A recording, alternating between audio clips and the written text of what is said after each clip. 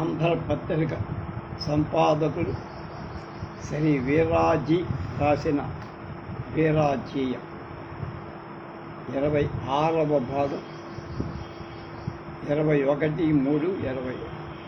67వ శీర్షిక పొగ తాగితేనే నేరం. ఇంటి పెరట్లోకి వచ్చాడు ఒక ధూమపాన ప్రియ. అక్కడ పని అమ్మాయి అంట్లు దోస్తో can I smoke Durga Mary అని అడిగారు. హ్యాపీగా తాగండి అయ్యగారు అని నవ్వేసిందా మెయ్యి అని ఊరుకుందా. అతగాడి మొహంలోకి కూతురాడుతున్నాయా అన్నట్లు చూసి ఆమెకు గొప్ప హ్యాపీగా ఎదురుగుండా కూర్చొని ఖరీదైన సిగరెట్ గుప్పున లాగించేస్తున్నాడు ధూమ్ శంకరు. పని అయిపోతే చాలు తూతూ పోతూ కిటికీలో పెట్టిన చుట్ట పీక తీసుకొని గుర్తించుకొని లేచక్కా పోదామనుకున్నది మేరీ దుర్గ. అదేం పేరే అనగకండి. ఆదివారం మేరీ, శుక్రవారం దుర్గ.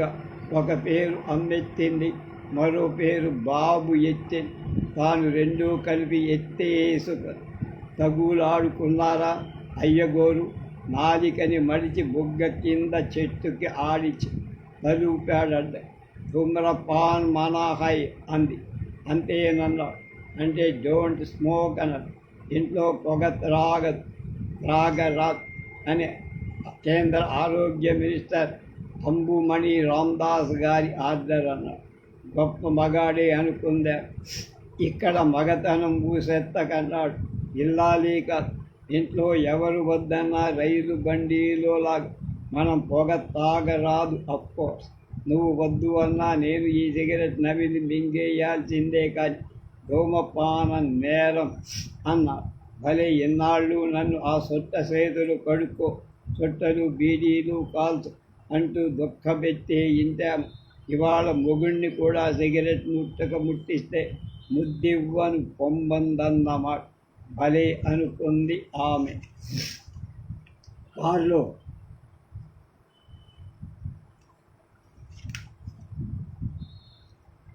రాగి డ్రైవింగ్ చెయ్యరాదన్న. ఇప్పుడేమో సొంత కారులోనే నో స్మోకింగ్, బార్లోనూ నో స్మోకింగ్. పార్కులో ఇంకేమైనా చెయ్యి కానీ పొగ తాగనివ్వకు అంటోంది ఎవరినై. దుకాణాల్లో, రెస్టారెంట్లో, ఆఫీసులు, ప్రైవేటు లేదా పబ్లిక్ ప్లేసులు ఎక్కడైనా నో స్మోకింగ్ అంటున్నాడు డాక్టర్ రామదాస్. ఆయన MBBS చదివాడు. మొన్నీ మధ్యనే ఆయన హూ సంస్థ యొక్క డైరెక్టర్ జనరల్ అవార్డు కూడా ఇచ్చి the great anti smoking champion స్వామి నువ్వు అన్నారని. ప్రియరంజన్ దాస్ మున్షి తెర మీద స్మోక్ అలౌ చేస్తే ఈ స్క్రీన్ ఏమైనా కాలిపోతుందా అన్నారు. ధూమా శంకర్ కూడా బాధపడు. సర్వెంట్ మేడికి వర్కింగ్ ప్లేస్ ఏమిటి? ఇంటి పని దొడ్లు అంటే పెరడు అని మా కృష్ణా జిల్లా అర్థం. వైజాగ్ అర్థం వేరు. పని చేసుకునే చోట ఆమెకు పనిస్థాన్ వర్క్ ప్లేసులో నో స్మోకింగ్ అంటూ బోర్డెట్టించే హక్కు ఆమెకు ఉంది. ఇల్లాలు గయ్యమంటూ రాలా. ఎందుకంటే ఇంకా భానుమతి అత్తగారి లెవెల్ రాలేదు ఆమెకు. గతికి 25-30 ఏళ్ళు పడుచు. నా 10వ ఏట మా బాబాయి దగ్గర నేర్చుకున్నది. ఇవాళ అది నా ఫండమెంటల్ రైట్గా అలా అన్నాడు ధూమ్ శంకర్. కాదు, ఇవాళ పరోక్ష ధూమపాన బాధ్యులకు మాత్రమే హక్కులున్నాయి. యాక్టివ్ స్మోకింగ్ కన్నా ప్యాసివ్ స్మోకింగ్ చేసే కుటుంబాలకు, తోటి ప్రయాణీలకు క్యాన్సర్ ప్రమాదం చాలా హెవీ కలదు. పొగ తాగువాడి పొరుగువాడినే నో అనే హక్కు ఇస్తోంది చట్టం. మన ఇండియా, చైనా, బ్రెజిల్ దేశాల తర్వాత పొగాకు పండించడంలో ఘనత వహించిన నెంబర్ 3 పొజిషన్ ఉన్న దేశం భారత్. 90 బిలియన్ అంటే ఇంగ్లాండ్లో ఒక అంకె, అమెరికాలో మరొక. అంచేత ఎంతో non smoker all the life అయిన నాకేం తెలుస్తుంది? సిగరెట్ 850 బిలియన్ల బీడీ, గొర్రె బీడీలా అది లేనివా. మనవాడు పీల్చి వాళ్ళ ఇష్టం వచ్చిన చోట పారేస్తారు. మన గవర్నమెంట్ ఏమో 40,000 కోట్ల ఇండియన్ రూపీస్ టుబాకో కంట్రోల్కి ఖర్చు పెట్టు అని రామదాసు లెస్సగా వక్కాడించి దేశంలో చండీగఢ్లో స్మోకింగ్ సిటీ అన్నాడే. తమిళనాడులో వారణాసిని ఒక గ్రామం ఉంది. ఆ గ్రామ పంచాయతీ అధ్యక్షుడి పొట్ట పొడిస్తే అక్షరం ముక్క రాదు, కానీ పొగాకు వాసన లేకుండా చేసి పారేశాడు ఆ గ్రామం. అయితే పొగాకు ఎక్స్పోర్ట్కి ఫారిన్ ఎక్స్చేంజ్ వద్ద నీ పొగాకుని ఎక్కడికి తోలి పైసలు సంపాదిస్తావు బ్రదర్ అన్నది. అటు చూడు, తాజాగా అమెరికాలో ఇలినాయిస్ రాష్ట్రం హోల్ మొత్తంగా కంపెనీలు, దుకాణాల్లో, పార్కుల్లో అగ్గిపుల్ల గీయటాన్ని నిషేధి. మన చండీగఢ్ పొగ తాగితే సరకు 250 రూపాయలు. మొన్ననే 960 మంది జేబుల కన్నాలు పెట్టి వసూలు చేశారు మళ్ళీ. కానీ ఇలినాయిస్ రాష్ట్రంలో $250 ఫైన్ దిగ్గొడతారు. ఇంగ్లాండ్లో కంప్లీట్ బ్యాన్. వాషింగ్టన్ డీసీలో no cigarette lighter even in a shop or bar అంట. ఫ్యాక్టరీ లేదా కంపెనీదారు స్మోకింగ్ అలవ్ చేస్తే సదరు వర్కర్లని వదిలిపెట్టి కంపెనీ బాస్కి $2,050 జరిమానా. మనం అండమాన్ నికోబార్ ద్వీపాలలో పొగ తాగడం, పీల్చడం నేరం అనుకుంటున్నారా? వేల్స్, ఇంగ్లాండ్లో కూడా స్మోకింగ్ నేరమే. పవిత్ర భారతదేశంలో మాత్రమే పబ్లిక్ ప్లేసులో స్మోకింగ్ బ్యాన్ అనుకోవాలి. అది చదువుకున్న ఇంగ్లాండ్ బ్రదర్స్ ఇన్లా కూడా వెండి తెర మీద స్మోకింగ్ డ్రింకింగ్ తెగ చూపెట్టి దేవదాసు మీద సొమ్ములు సంపాదించే రోజులు స్వస్తి చెబుతుంటే ఊరి పెట్టేసుకున్నారు. ఆ మధ్య ఇండియాలో వాటికి బదులు ముద్దులు తెగ చూపెట్టండి అయ్యా అంటూ కిస్సింగ్కి లైసెన్స్ ఇచ్చాడు మన జైపాల్ రెడ్డిగా. వాల్ట్ డిస్నీ స్టూడియోలో అధికారమైన ఆర్డర్లు వేశారు. వాళ్ళ సినిమాలో పొగ త్రాగు పీల్చు దృశ్యాలు ఉండవు. ఇంగ్లీష్ సినిమాలు 90% ధూమపాన సన్నివేశాలు ఉంటాయి, కానీ వీటికి వ్యతిరేకంగా చట్టాలు తెస్తున్నారు. అంచేత ఇండియా ఒక్కడే చాదస్తపు దేశం అనుకోకండి.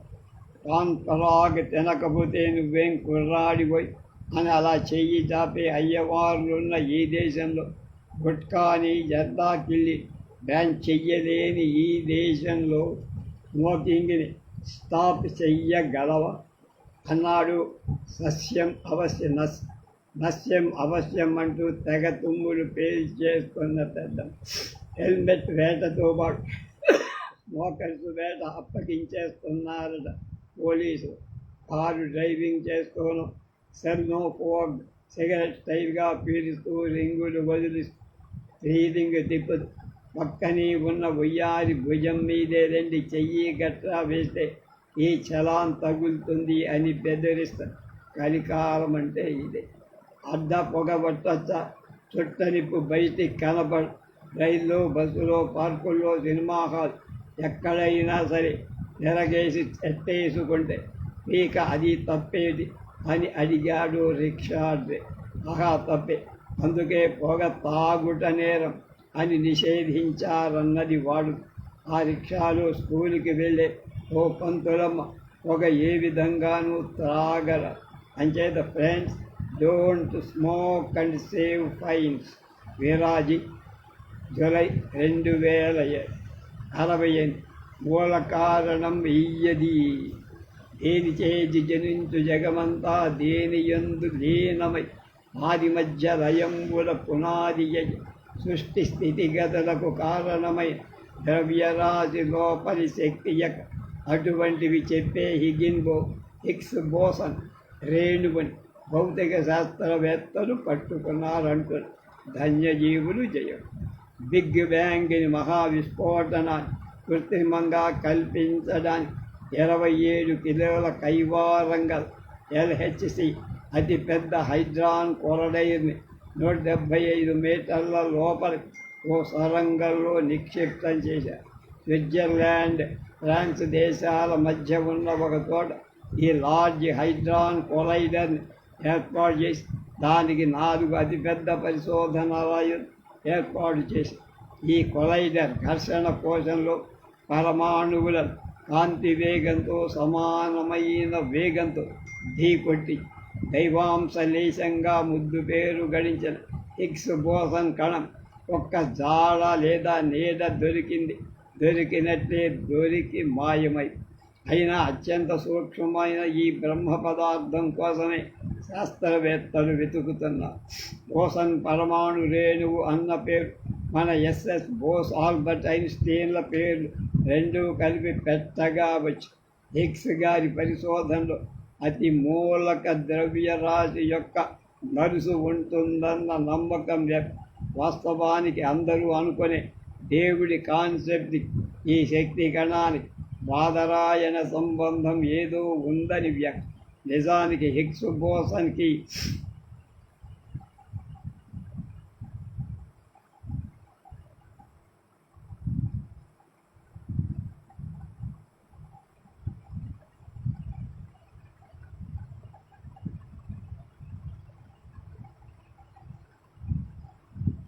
ఈ నిక్నేమ్ ఎలా వచ్చిందంటే గాడ్ పార్టికల్ అనే పేరుతో నోబెల్ ప్రైజ్ అందుకున్న లియాన్ ఎల్ లెడర్గా రాసిన ఒక పుస్తకం నుంచి ఈ మహావిశ్వం ఉనికి సమాధానమైతే దాని మూలమైన ప్రశ్న గాడ్ పార్టికలా, గాడ్ డాయ్ పార్టికలా అంటూ ఆయన పుస్తకం రాసి దాని మీద గాడ్డాయ్ పార్టికల్ అంటూ పేరే. కానీ ఎడిటర్లు దానిలో డాయిని ఎత్తేసి గాడ్ పార్టికల్ చేసి పెట్టింది. భౌతిక శాస్త్ర పదం బోసన్ ఒక్కటే కాదు, ఎన్నో రకాలు అలాంటి రేణువులు 16 రకాలున్నాయి. వీటన్నిటా అంతర్లీనమై ఉండే ఒక శక్తి రేణు లేదా ద్రవ్యరాశి మూలం దేవాంశ లేశం కావచ్చు అని ఆ గ్రంథం చెప్పే. మహావిస్ఫోటనం తర్వాత ద్రవ్యరాశికి శక్తినిచ్చే బ్రహ్మ పదార్థం యథార్థం అవునో కాదు అన్న జిజ్ఞాస కోటాను కోట్ల రూపాయల ఖర్చుతో సాగుతూనే ఇప్పటికది ఒక కొలిక్కి వచ్చిందని. కానీ విఖ్యాత భౌతిక శాస్త్రవేత్త స్టీఫెన్ హాకింగ్ మాత్రం ఆ బ్రహ్మ పదార్థం దొరకదేమో అన్నారు. ఈ కొలైడర్ ఖరీదే 3 బిలియన్ యూరోలంట. సెర్న్ సైంటిస్టుల మేధాపడి ఉపజ్ఞాయుతమైన పరిశోధన సామర్థ్యం వగైరా వెలకట్టని లేని 1920 ప్రాంతంలోని బెంగాలీ బాబ్ ఎస్ఎస్ బోసు గారు ఐన్స్టీన్తో ఉత్తర ప్రత్యుత్తరాల ద్వారా మొదలుపెట్టిన పరిశోధన ఈ బ్రహ్మ పదార్థం సకల పదార్థానికి మూలమైనదొకటి ఉంటుందన్న నమ్మకాన్ని గాంధీ ప్రస్తావన ఇక పీటర్ హిగ్స్ గారు దాని రూపకల్పన రోడ్ మ్యాప్ వేసిపెట్టి. కాకపోతే ఈ గాడ్ రేణు ప్రోటాన్లను కాంతి వేగంతో ఘర్షింప చేయడంతో ప్రోటాన్ కన్నా 100-200 ఎక్కువ ద్రవ్యరాశి కలిగి ఉన్న మాసన కణంగా ఏర్పడుతుంది. కానీ అది ఊహించలేనంత తక్కువ సమయంలో మాయమై అది సమస్య. జగం మిథ్య, పలాయనం మిథ్య అన్నట్టుగా ఉండే ఈ దైవాంశ లేశం కోసం ఎందుకు ఈ ప్రయాస అంటే ఈ మహాజగత్తు యావత్ దేని వల్ల అదే పనిగా విస్తరణ వల్ల ఎక్స్పాన్షన్ వల్ల ఏర్పడదా లేక మహావిస్ఫోటనం ద్వారా రూపు కట్టిందా అన్నది తేలదా. మన మదిలో గుడిలో బందీగా ఉన్న ఒక దేవ రహస్యం అవునా కాదు అన్నదైతే ఏది అవును ఏది కాకపోతే ఎందుకు అన్నది తెలుసుకోవాలన్న ఆకాంక్ష వేల సంవత్సరాల నాటి శక్తి ఆది మధ్యాంతరహితమైతే సర్వంతర్యామి అవటం ఏమిటి?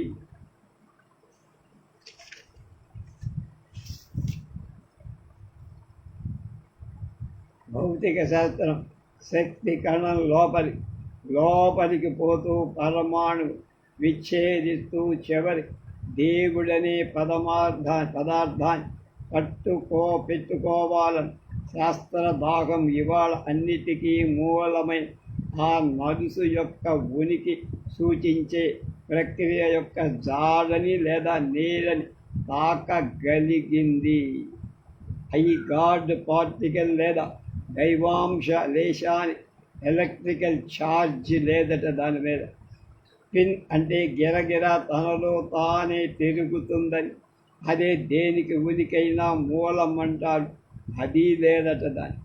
ఈ లేకపోవడంతో ద్రవ్యరాశి ప్రాణం అంతా ఉంది అంటున్నాడు శాస్త్ర. ఒక్కోసారి భౌతిక శాస్త్రవాది వేదాంతిగా మారిపోతాడు.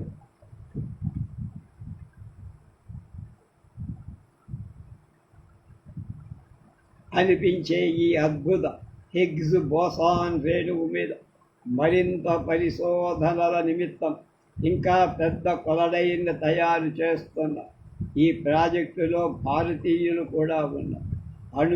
అణువున వెలసిందిదే అని చాలామంది కొలిచే శక్తి ఆ ద్రవ్యరాశి రెండూ ఒకటేనా?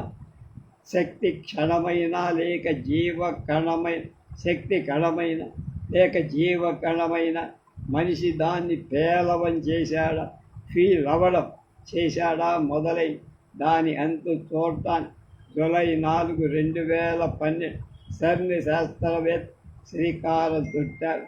వాళ్ళకి జేజేలు. A long way to go but going is సత్యం. వీరాజీ జూలై 2012. ఇవాళ చివరి.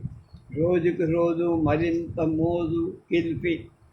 సెల్ఫీ అన్న మాట కూడా ట్యాక్సీ అన్న మాటల ప్రపంచవ్యాప్త భాషలన్నిటిలో చోటు చేస్తుంది. అసలు మొదలు మొబైల్ ఫోన్లు ఉన్నది సెల్ఫీలు నొక్కుకుంది. అలా నొక్కుంటూ ప్రాణాల మీదికి తెచ్చుకోవటం కోసం మాత్రమే అని జనాల వాటికో ముద్దు పేరు కూడా పెట్టారు కొంతమంది ఔత్సాహికులు. కిల్ఫీట్. అది కిల్ఫీ అంటే చావ చంపిగాని వదిలిపెట్టని హాబీ. అది వార్తల్లోకి ఏ రోజైనా తొంగి చూస్తే అందరికీ అర్థమైపో. వివరంగా వార్తలు చూస్తే ఇంకా బాగా అర్థం.